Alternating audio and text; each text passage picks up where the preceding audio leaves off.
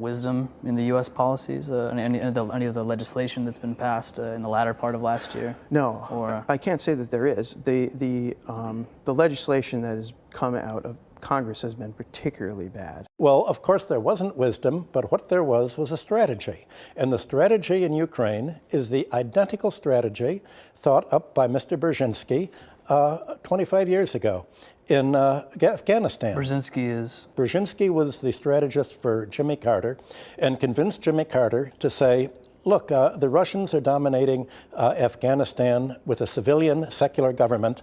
Let's create a new organization. Let's create Al-Qaeda. Let's back Osama bin Laden and give his supporters weapons to begin fighting the Russians. And we can pull a coup d'etat there. And the Russians will fight back, and then we'll say the Russians invaded.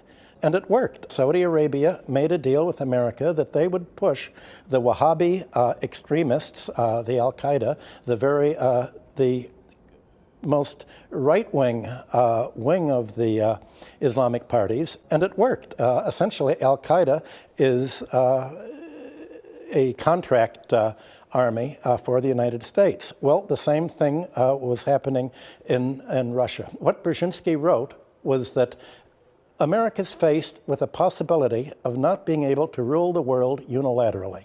And that would be a disaster for democracy.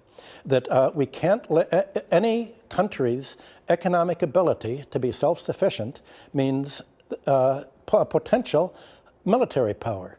And in order to prevent any country from threatening America militarily, you have to prevent it from developing economically.